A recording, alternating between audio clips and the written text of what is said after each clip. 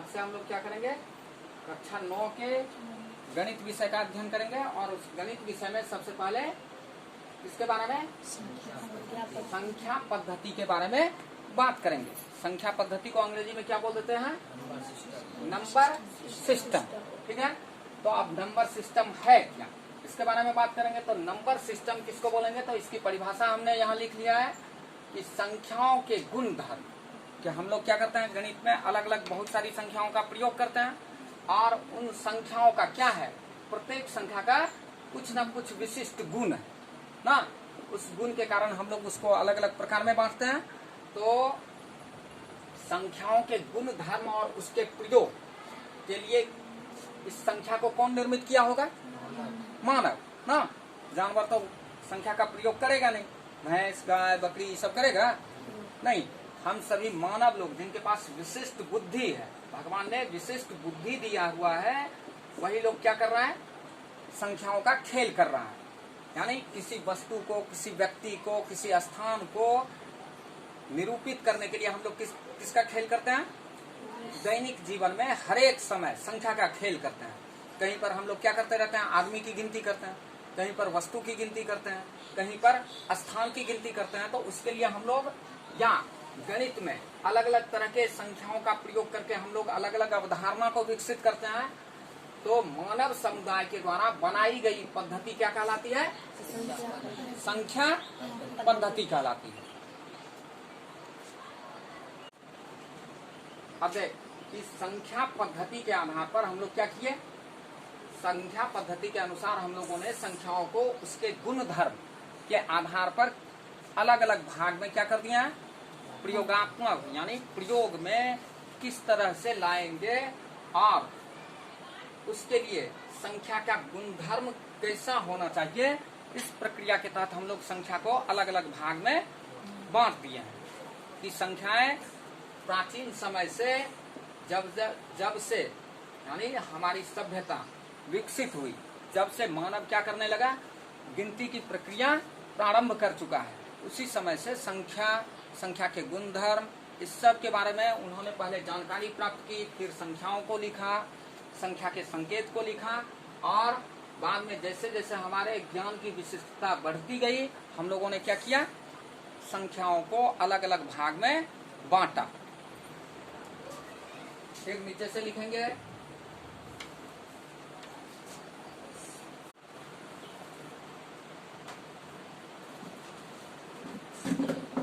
अब देख हम लोग क्या करेंगे कि संख्या को संख्या पद्धति के अनुसार हम लोग अलग अलग भाग में बांटे हैं।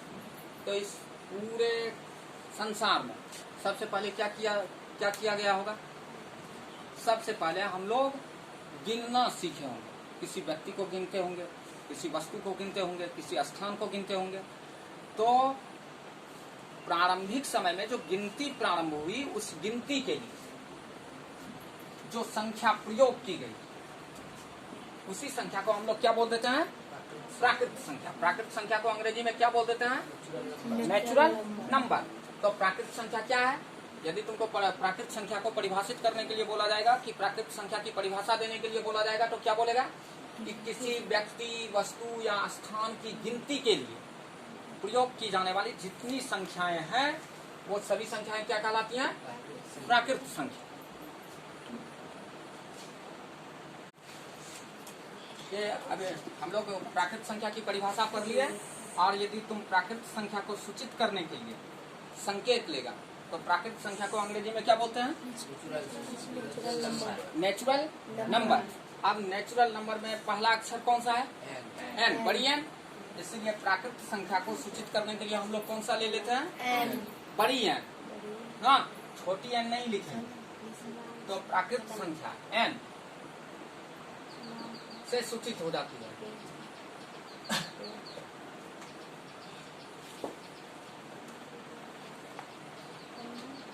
नीचे से तीर का चिन्ह मार के लिखो, प्राकृत संख्या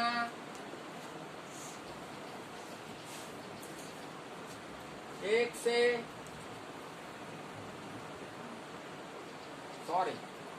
धनात्मक एक से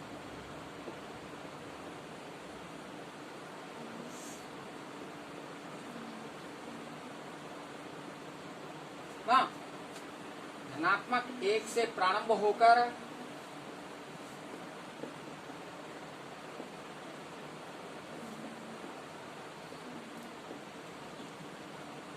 अनंत, धनात्मक अनंत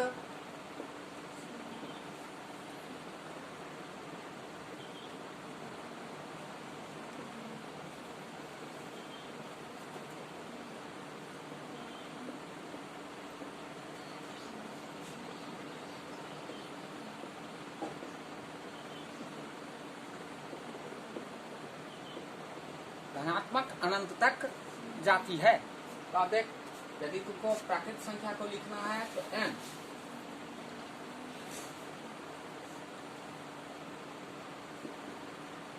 सॉरी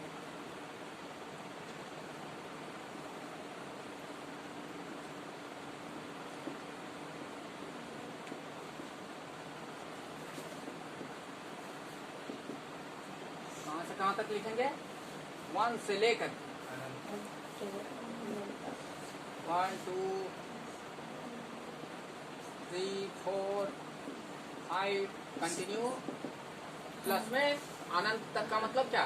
अनंत के लिए संकेत देते हैं इन्फिनिटी ना, ये क्या है?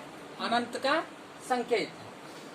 तो प्लस में इन्फिनिटी तक, यानी अब ये क्या है? प्राकृत संख्याओं का संकेत लिए हैं, ठीक है। और प्राकृत संख्या क्या करती है? तो गिनती गिनाती है। तो गिनती कैसे गिनाती है? एक व्यक्ति हो सकता है ना, जैसे अभी मान लो हम लोग कक्षा में बैठे हुए हैं और कक्षा में कितने? 4 3 7 1 8 2 10 जन है, ठीक है। तो हम लोगों ने किसको गिना? आदमी को गिना ना। नहीं, तुम लोग क्या है? आदमी है, व्यक्ति। तो हम लोग परिभाषा में क्या लिखे थे? किसी व्यक्ति, वस्तु या स्थान की गिनती के लिए प्रयोग की जाने वाली संख्या क्या कहलाती है?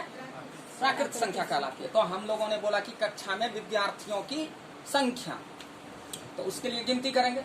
और उसके लिए जो हम लोग गिनती करेंगे तो उस गिनती में, गिनती के लिए यदि एक व्यक्ति होता, यदि कक्षा में एक विद्यार्थी होता आदमी के रूप में, तो उसकी गिनती कितनी होती?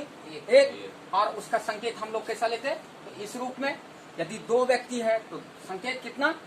2। 3 व्यक्ति है तो 3, 4 व्यक्ति है तो 4। इसी तरह यदि इन्फिनाइट, अनंत व्यक्ति होता तो हम लोग क्या लेते? संकेत अनंत तक गिनते जाते ना। और वो कोई व्यक्ति क्या होता है? माइनस में होगा। तो हम लोगों ने यहाँ क्या लिखा? धनात्मक 1, या नहीं होगा तो 0 हो जाएगा। अभी बोलेंगे कि ना कि कक्षा में कोई व्यक्ति नहीं है, एक भी विद्यार्थी नहीं है, तो विद्यार्थी की संख्या क्या होगी? 0 होगी। लेकिन प्राकृत संख्या में बोला गया कि आपको गिनती की संख्या करनी है, यानी कोई व्यक्ति है तो यदि एक व्यक्ति है तो उसके लिए संकेत 1 लेंगे। यदि कोई 2 व्यक्ति, यदि कक्षा में 2 व्यक्ति है तो 2 संकेत लेंगे। 4 है तो 4, 10 20 50 लाख। तो इसी तरह से यदि हम किसी व्यक्ति, वस्तु या स्थान के गिनती को व्यक्त करते हैं तो वो संख्या क्या कहलाने लगती है? प्राकृत संख्या।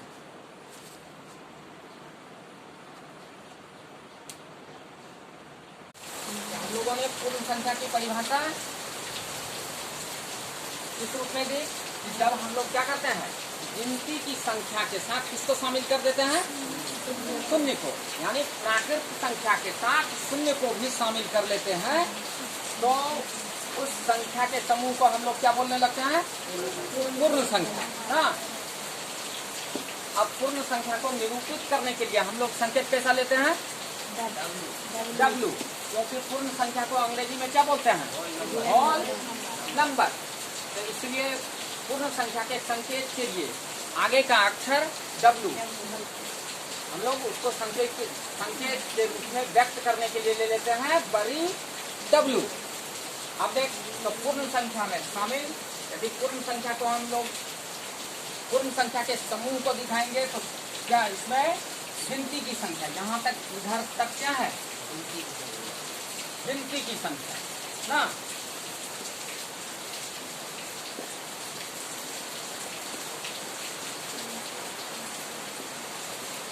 और गिनती की संख्या के साथ किसको शामिल कर दिए हैं? शून्य को। अब इस शून्य को क्यों शामिल करना पड़ा? गिनती की संख्या के साथ हम लोग शून्य को क्यों शामिल किए? पूर्ण संख्या बनाने के लिए हम लोगों ने प्राकृत संख्या के साथ एक संख्या शून्य, जिसका संकेत कैसा है? तो वृत्त के रूप में है। तो शून्य किसको संबोधित करता है? शून्य, अभी देखो, यदि अपने कक्षा में क्या है, एक भी व्यक्ति बैठा हुआ नहीं है, तो एक भी व्यक्ति जब बैठा हुआ नहीं रहेगा और तुमको बोला जाएगा कि जाओ कक्षा में देख के आओ कि कितने विद्यार्थी बैठे हैं, तुम क्या बोलेगा? बोलेगा कि एक भी विद्यार्थी नहीं है, यानी कक्षा में विद्यार्थी की संख्या है ही नहीं। अब नहीं, यानी विद्यार्थी की संख्या नहीं को बोधित करने के लिए या किसी वस्तु के नहीं होने का बोध कराने के लिए, किसी स्थान के नहीं होने का बोध कराने के लिए हम लोगों ने एक संख्या बनाया और उस संख्या का नहीं के बोध के संकेत के लिए क्या ले लिया? शून्य, कि उस स्थान पर कुछ नहीं है, ना तो कोई व्यक्ति है, ना तो कोई वस्तु है और ना ही कोई स्थान है। और इस कथन को व्यक्त करने के लिए हम लोगों ने शून्य संख्या का निर्माण किया और उसे उसका संकेत किसने दिया? ये शून्य संकेत किसने दिया? हम लोग कहाँ में जन्मे हैं? हम लोगों का जन्म कहाँ हुआ है? किस देश में? भारत देश में। और भारत देश के महान गणितज्ञ आर्यभट्ट के द्वारा क्या दिया गया? शून्य संकेत दिया गया कि यदि कहीं किसी स्थान पर किसी व्यक्ति, वस्तु या स्थान को नहीं होने का बोध कराना है तो आप क्या करना? उस नकारात्मक बोध के लिए शून्य संकेत लेना। तो ये केवल आर्यभट्ट ने शून्य के संकेत की खोज की थी। आर्यभट्ट क्या किया था? आर्यभट्ट ने शून्य के लिए संकेत खोजा था पूरे दुनिया के लिए, ठीक है। जबकि आर्यभट्ट से पहले भी शून्य क्या हो रहा था?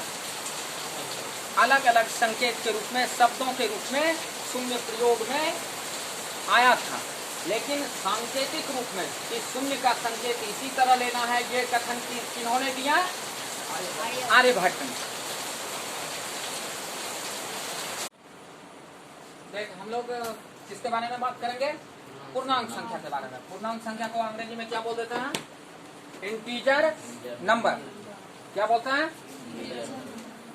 जोर से बोल। Integer number. अब देख, तो पूर्णांक संख्या की परिभाषा कैसे लिखेंगे? कि अभी देख, पूर्णांक संख्या में कौन कौन शामिल रहता है? पूर्ण संख्या का धनात्मक और पूर्ण संख्या का ऋणात्मक रूप, ये दोनों संख्याएं शामिल रहती हैं किसके अंतर्गत?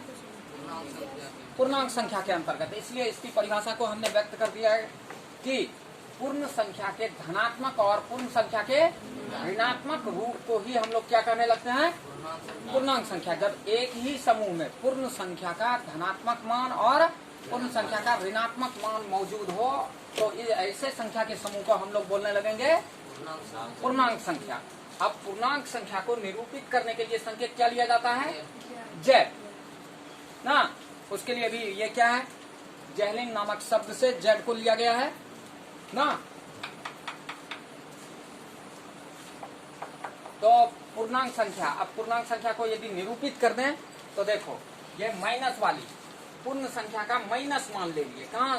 तो -0 से लेके -इंफिनिटी तक, अनंत तक, यानी -0, -1, -2, -3 कंटिन्यूअस इंफिनिटी, तो अनंत तक माइनस वाली पूर्ण संख्या। और फिर प्लस में 0 से लेकर के धनात्मक रूप में पूर्ण संख्या अनंत तक। तो इन सब संख्याओं को एक साथ यदि समूहित कर देते हैं तो संख्याओं के ऐसे समूह को हम लोग क्या बोलने लगते हैं? पूर्णांक संख्या। अभी देखो, यहाँ पर 0 माइनस में हो या 0 प्लस में हो, इसका कोई अर्थ नहीं होता है, यानी ऋणात्मक रूप में भी 0 को हम लोग क्या बोलते हैं? छोटे क्लास में पढ़े थे कि शून्य को हम लोग योज्य तत्समक बोलते हैं। क्या बोलते हैं? योज्य तत्समक। क्योंकि यदि मान लो कि तुम एक के साथ 0 को जोड़ रहा है ना, अभी देखो प्लस वाला 0, जहाँ से हम लोग कौन सा 0 ले लिए? प्लस वाला 0 लिए, और एक के साथ इसको जोड़े तो इसका वैल्यू कितना हुआ? 1। और एक के साथ आप माइनस वाला जीरो ले लीजिए, minus zero, 1 minus zero equal to 1, कि जीरो का ऋणात्मक चिन्ह हो या धनात्मक चिन्ह हो उससे कोई फर्क नहीं पड़ता है, जिसकी वजह से शून्य का एक गुण है योज्य तत्समक का गुण, और उस गुण के अंतर्गत क्या होता है कि यदि शून्य को जोड़ दिया जाए या शून्य को घटा दिया जाए किसी संख्या के साथ तो उस संख्या में कोई परिवर्तन नहीं होता, तो इसलिए शून्य को आप माइनस में लिखो या प्लस में लिखो उससे कोई फर्क नहीं पड़ता।